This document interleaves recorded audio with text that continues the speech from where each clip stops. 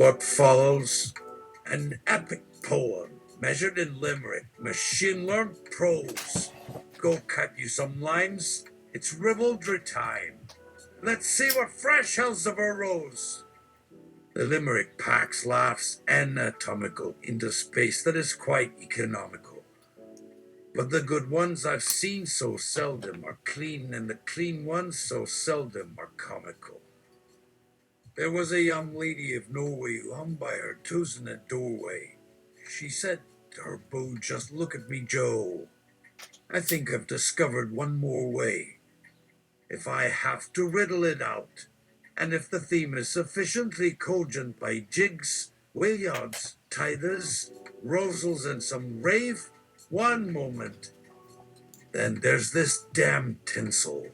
Mum, if that thing touches me, a tiny cream will come oozing out." Ooh. For at least an age without end was begun, an everlastingly intriguing riddle is a very mixed blessing indeed. It may contain as many clues as there is random symmetries to possibility, or it may achieve not the limerick interests me, so that I can form none that are superlatively short. For the riddle is as troublesome a crown for a winning jar, wireless for a listen. It is of most complex convolutions and unanswered riddles that I have ever had the oddest devotion. Unified multiverse is a theory upon which many physics followed by some clever work on quarks to cut the best brains in. Whoa. There is a... And also I forgot to set the thing to Clio. This is Morpho. So let's just... Okay, time good now. Clio. And we're gonna go with the... back all the way down there. Out there. We're going to do this again.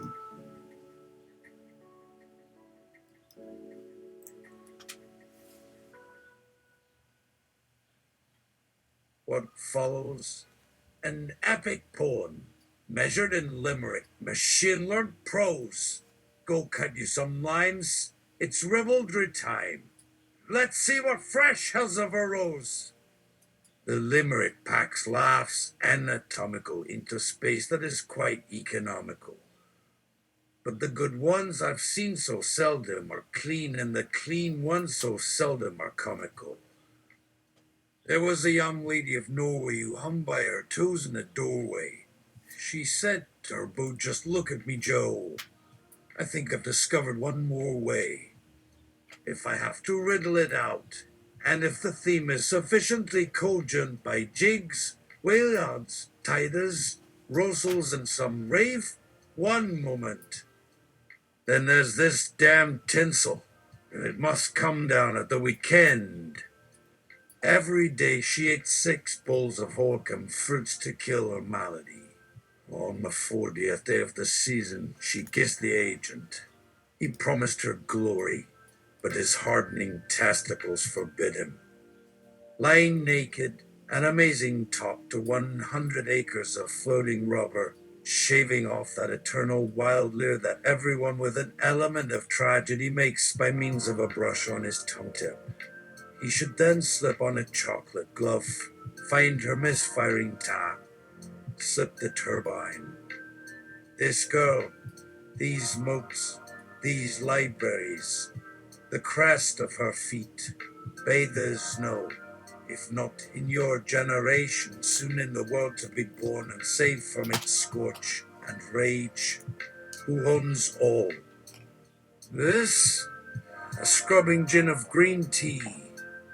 Nickel too had known the messenger all her life, even before she grew breasts and filled her training uniform, for there had been many exchanges. But never before had he stopped to chat with her or given her anything but a civil hello or goodbye. Nor had she noticed any reaction from him that might hint of familiarity. This was how she first learned that the messenger was, in fact, her husband. He gave her a cold shoulder that suggested familiarity. The frozen conversation would be marked by a whiff of hilarity. and an utterance that puzzled her and provoked laughter in a couple of other married girls her age. She began to understand what it meant when they called the messenger, though they didn't know his name or what it meant when. The girls referred to him as a jukebox. The word could be pronounced in several ways, and yet also sounded much like her name. Her grandmother's story came back to her then. How Yakonakal to had caught him one night having relations with another young woman on the altar. No sooner did Yakonakal to slap him than the jukebox put on a tasseled jacket and spoke words which so humbled the young woman that she gathered her skirts and left them both in tears. After this episode, Yakonakal grew infertile and soon thereafter was rendered impotent. Although this seemed less remarkable than the fact that it had taken all this time for her to catch him with another woman. As she grew older, she learned other things, for even a mute such as herself could catch enough of her mother's remarks to understand what was happening around her. In addition to the technical meanings of the jukebox, there were new and unexpected ones which could be construed by more perceptive listeners than she, in different ways, as he seemed to want to create. But most often, all it took to get an excited discussion going was to say one wrong word and refer to someone or something in an unfamiliar way. This happened sometimes even with the janitor who repaired the vinyl. Sometimes he would meet the messenger on a slow afternoon and watch how the words hit the young woman in the lobby, watching her turn bright red and blanch as the eyes darted about. It seemed he wanted her to tell others about the exchange, but not necessarily know that he had understood what was said. Why he didn't want her to know who the speaker was, and indeed it could not have been anyone else, was never made clear. Some women couldn't understand that. She had none others, female relatives, who felt no embarrassment, as if speaking to another woman behind his back were more socially acceptable. One thing, though, was very clear. He knew everything about everyone and knew many secrets, but perhaps that was because everyone kept secrets from everyone else. It seemed possible that the messenger knew many things she did not even know she knew. She could not forget her grandmother's stories about the origin of her people and their city. They were famous. That always meant famous among them, not among strangers. Everyone else spoke of their home and its surrounds with an air of regret that came from suppressing hatreds they could not control. She wondered sometimes whether it had been the same anger that had compelled her grandmother's leaving, or, in fact, that had left them there at all, forced into exile in the company of those who despised them and to whom they despised in return. These stories also lent credence to the man in the uniform and what he could do to her daughter if she went too far in telling him. And he had gone beyond himself by sharing his messages with them, making jokes for his own amusement with a hidden agenda which could only be satisfied by shocking and terrifying them with the powers they believed in without knowing who owned them, whose invention it was, who actually knew. There were mysteries. How had they become that? Who would ever imagine? Of course, he was joking with her, but for whom? She asked herself when he turned on the oven to remind her of the menopause she hadn't yet had. What? A matter of some comfort to her, if not to others, when the symbolism was forced into being, even as a friend still muttered and pondered at the break of every second verse when the connection was clear, when the sentence seemed to flow. This is how we survive. Yakonakil fought, listening to the disconcerting ones, just barely resisting the urge to tidy, trying to understand where she and others stood with a little laughter that meant they weren't hostile. Laughter can save your life, he once told her when he seemed to think no one else could hear him. You see, if people feel comfortable with the possibility that they can't stop talking without creating or perhaps threatening someone, the system keeps running. I'll put my whole heart into a new dance for you one day soon. The messenger had promised your conical to when she couldn't quite place what it was that she was doing. He could not be convinced otherwise, or that he was only joking, but a sign that there was some place she could fit in came soon after when she found a small glass ball lying on the carpet of the public library, almost in plain view where everyone would step over it. Her husband, a messenger, must have thrown it out from some car and watched it sail down a municipal coal. Vert until the top landed and skipped around, scraped its rim, spun, turned blue. For him, it would have meant something that had been forgotten for generations, and to anyone else, merely an example of a mystery known only to those who need not ask why or whence. They knew, but who would admit it. No one except she had remembered her grandmother's stories, not that she believed them either. If she had, she would have taken it as proof that he had been present there, and his messages had begun at the altar on the terrible day of discovery, and they would never have lost a thing that was gained so readily and cheaply by someone just the way he wanted it, by his own will, which meant us to, just like a silly little child. What can you do? Nothing. If it is nothing and means nothing, all it was good for was to bring two other things together. A gopher would stake, an ant nest, and a list of how many more tiles remained until completion. Or rather, her grandmother had claimed to have seen them at work. A creature who knew many secrets but no more about their creators, since their makers themselves were too modest for vanity, and no one really cared whether anyone noticed them or not. Unlike those other self-proclaimed experts whose crass indifference to anonymity always left something of an unpleasant aftertaste. So the workers, not everyone will choose to follow your example.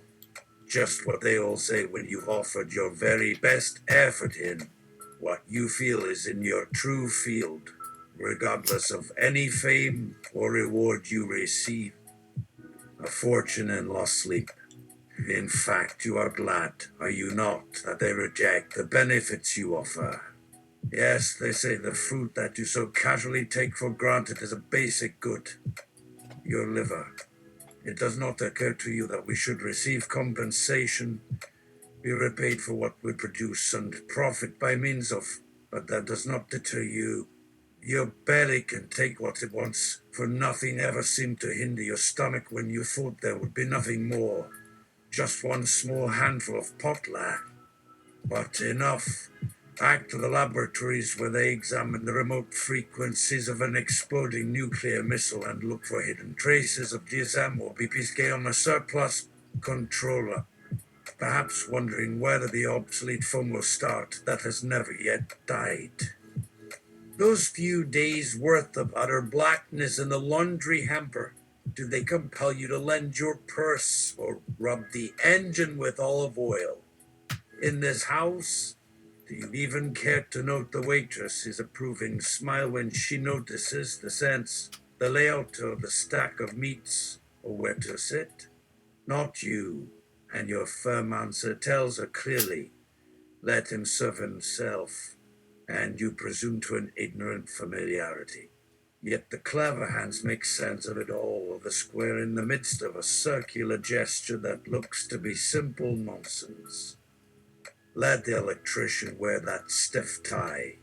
Even as we sign papers, we read carefully, not because we are feigning innocence or hoping to catch ourselves in an obvious contradiction, but because there are many mysteries and we must explore them all, though none of us seem to remember exactly what the future holds.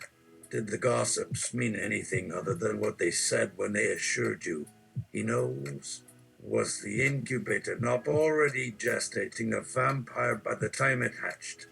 The mussels laid their eggs on a stolen surface, a fishnet as easily as if it were an ikacape from New Zealand and could even enjoy a mug of mare's milk from a piece and double-song skin that must have had some divine impetus. Only one person is kind enough to live a pure life, all his actions sure in what they seek, heeding none of these murmurs that float to him and sing away at the perimeter of his eye and sound an urgent reminder. If he turns in all directions as if seeking to reassure himself, if he continually performs the actions of a boy who tries to quiet his hunger so as not to draw the ire of a restless devil, the routine itself seems sufficient, and not some prodding he resists or escapes from by some uncontrollable act. Why should we try to track it, our silent hypnotist, too identified with the debasing punishment of a python in the front seat? You believe that it will change things, yes, and be great and successful, yes, but not that it will truly live a good life, despite its absurd habit of extending his arm across the table. After all, the actual cruelty of that game could not be calculated from its remotest antecedents all the way back to the Seaforths. A little bit more. A little bit more.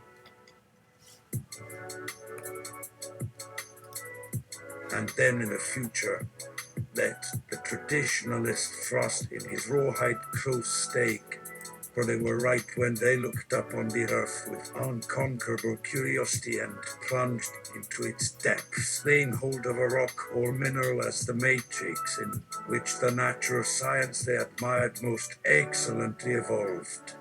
He should be allowed to win if he cares to continue this farce, though at least to open his own cupboards now, even if they do belong to a league with an angel that has taken them a very long time to choose. The Sorny may bend and even accommodate itself to the sticky latticework of plastic tubes which renders its human feel moot and unproducible, so that it can appear to do little more than carry one part of his nervous system and its loose molecular proteins elsewhere. Alright, we're gonna stop that for right now. It's making me want to resume the Jaffet Center thing. I think I found a better way of accessing plant and fungal domains, kingdoms. Came up in my head this morning, but I think I've been diverting myself from it. So I'm going to work on it right now, and I should be done in a few hours, or maybe sooner.